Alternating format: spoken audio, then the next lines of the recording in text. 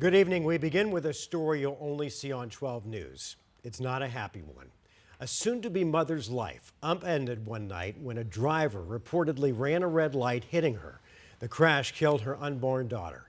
Tonight, according to a newly filed lawsuit, the driver of the vehicle that hit her was a Tempe police officer who was on duty at the time. Thanks for joining us. I'm Mark Curtis. And I'm Kadiba Devine. 12 News journalist Chase Golightly spoke exclusively with that woman and her attorney as they seek justice. And he is joining us live outside of Tempe Police Headquarters with that story. Chase? Crave, Mark, that officer no longer working here at the Tempe Police Department, not because of this crash. We learned that months later, he was arrested for a separate incident. Jade Schoen remembers her very first ultrasound as an expecting mother. Seeing, a baby for the first time, I was excited. Naming her daughter Isla Quinn. But just 22 weeks into her pregnancy, that moment was taken from her. It's hard losing a child and knowing that you're not going to be able to bring them home. Last May, Schoen was driving home when she entered the intersection at Broadway and Dobson Road. Out of nowhere, she was hit. I do remember kind of getting jolted. So you did have the green light when you were driving? Yes. These are photos taken from the crash. Jade was seriously injured from the impact. Her first concern, immediately going to Isla. Feeling the pain in my abdomen, took the seatbelt off and kind of just held my stomach for a second. She told first responders she was 22 weeks pregnant and was taken to the hospital. Everything seemed okay until doctors ran an ultrasound. She believed that the placenta might have detached a little, and she could see some internal bleeding. They ran more tests and did another scan to check on Jade's unborn daughter. When doctors went to tell her the results, she knew something was wrong. She looked at me and let me know that, she couldn't see the heart beating anymore. An unimaginable grief no mother ever wants to go through. That's when we found out that we had lost her. I didn't know what to say. Sat there crying for a while. What Jade didn't realize until weeks later, the person who reportedly ran through a red light and hit her was Tempe police officer Zachary Hyde. Shocking, but it also made me angry. Never thought something like that could ever happen. Alicia Funkhauser, Jade's attorney, says Hyde was on duty and in a police cruiser. Funkhauser says Hyde was stopped at a red light when he reportedly flipped on his lights and sirens and tried to go through the intersection, hitting Jade's car. We count on the police to protect us and not to harm us, and this never should have happened. This was completely and easily preventable. Officer Hyde is no longer with the Tempe Police Department. About 2 months after this crash, Hyde was arrested for DUI, even after he received a reward from Mothers Against Drunk Driving for his work. Funkhauser has now filed a wrongful death lawsuit against Hyde and the city of Tempe. Jade calling for justice. At the same time, she thinks about what her life would be like if this crash never happened, with Isla in her arms. There is still a lot of pain. At this time, it's unclear if Hyde faced any repercussions for this crash. We did reach out to the Tempe Police Department for comment on this story, but they declined due to the pending litigation. We're live in Tempe tonight. Chase Golightly, 12 News. All right, Chase, thanks. It's been a terrible week for aviation. There's been another tragedy involving a plane. Tonight, an air ambulance crashed into a Philadelphia neighborhood. A camera captured the moment the jet slammed into the ground, triggering a massive fireball. Officials say several homes nearby caught fire. According to authorities, the plane went down about 30 seconds after takeoff. 6 people were on board, including a child who was headed home after being treated in Philadelphia for a life-threatening condition.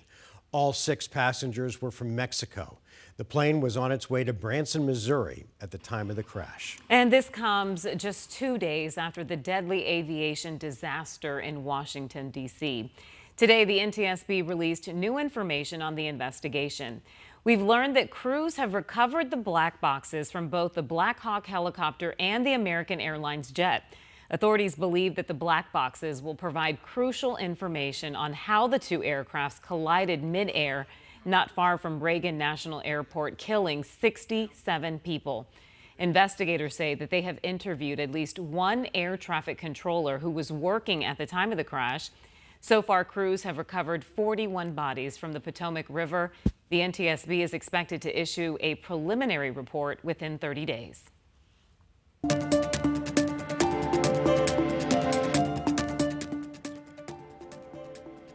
Tonight, the Pentagon is reportedly getting ready to deploy at least 1,000 troops to bolster President Trump's crackdown on illegal immigration.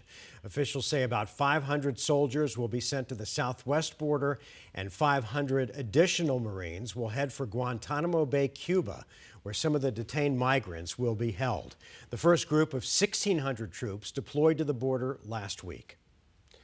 Now to a terrifying scene on the Loop 202. A driver capturing the moment a wrong-way driver slams head-on into another car. Officials say the suspect entered the freeway near 40th Street in Phoenix late last night and drove east in the westbound lanes before crashing into that other car. DPS says the wrong-way driver was taken to the hospital and they believe that person may have been impaired. Thankfully, the driver of the other car is okay. All right, let's switch to talk about weather. A warming trend continues this weekend. Meteorologist Crystal Long explains when the valley could hit 80 degrees. That would be Sunday. Yeah, I'm talking about this weekend. We may just, be February 1st tomorrow. It's not even Groundhog's Day, and we're on the fast track to a spring forecast. Your temperature profile tomorrow, if you're out early, getting out there for the Prada del Sol parade and then the festival that follows afterwards, you do need that jacket early in the morning, but you're going to unzip it quickly as we warm up in a snap, tipping the scales into the 70s tomorrow. We'll have a mixture of sun and high clouds. And then there it is, that high temperature that starts with an 8 on Sunday. It's not just the valley, though, getting in on those spring feels. All of Arizona will be seeing temperature readings that are 10 to 15 degrees above seasonal standards. Then looking ahead to Monday and Tuesday, Phoenix and Tucson, temperatures that we're forecasting are coming in close to records. In fact, we're going to match that record on Tuesday in Phoenix at 85, and Tucson will do the same at 84. Crystal, thanks. A big relief for teachers and staff in the Isaac School District. After days of uncertainty, they were finally paid today. Originally, they were supposed to be paid on Tuesday, but the district, of course, as we've been reporting, has been bogged down in a massive financial mess. The district overspent millions of dollars, and that meant there was no money to pay the teachers. Educators say they were living off donated gift cards just to get by. A breakthrough finally came on Wednesday when the Isaac School District agreed to sell and lease a middle school to the Tolleson Unified School District for $25 million. County Treasurer John Allen approved funds for the teachers' paychecks, not just for today, but for the rest of the year. Tonight, a proposal to change zoning regulations has some property owners in Pinal County worried about their livelihoods. 12 News journalist Sean Rice spoke with farm and livestock owners about how these potential changes would impact them. Property owners in Pinal County tell me if these zoning changes are adopted, it would put them out of business. Many believe this is an attempt to make a rural county more urban by placing restrictions on things like how many livestock they can have on their property. You want to collect eggs with me? On Nikki Kirkland's property in Pinal County. Hi. Hi. What'd they say? What's the cow say?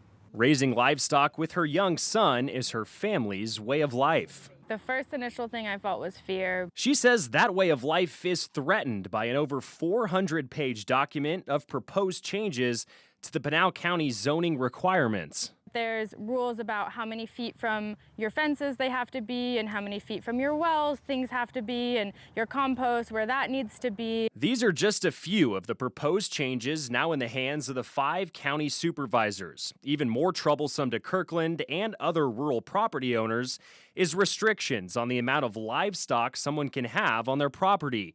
No more than 3 pigs, 200 chickens, 20 rabbits, and additional rules on large livestock like horses and ponies. That's like what Pinal County is. It is the rural, they think of it as like the rural way of life.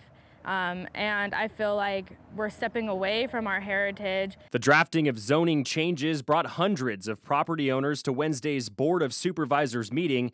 The public comment portion lasted hours as residents aired their grievances on these proposed changes. It says draft. There's a starting point. That's all it is. It's a starting point.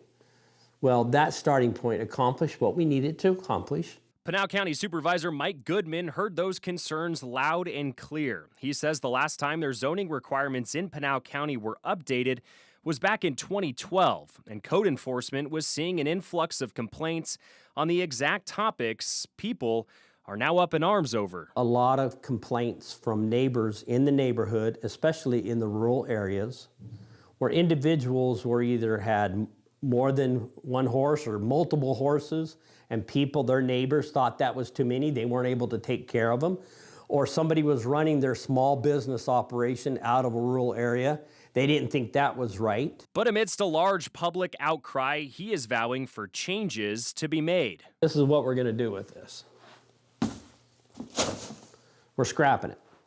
It's going away. The 5 supervisors are expected to quash those proposed changes at a meeting next week. It doesn't mean there won't be future zoning changes, but when they come, Goodman says he wants public input before the ink dries on their next draft. We're going to start all over, and we're inviting the people to be a part of this with us. Let's do this right. Sure. We did it wrong. Let's do this right. A vote on potentially canceling these upcoming zoning changes is scheduled for this upcoming Wednesday. As with all public meetings, the Board of Supervisors tell me they encourage members of the public to come in and give them their thoughts to find a solution, one that can work for everyone. Sean Rice, 12 News. All right, Sean, thank you. New at 10, getting around Scottsdale just got a little bit easier. Today, the city opened a new $5 million pedestrian underpass at Hayden and Chaparral Roads. Officials say that this will improve safety and the flow of traffic at the busy intersection. Funding for the project came from federal grants and Scottsdale's transportation sales tax.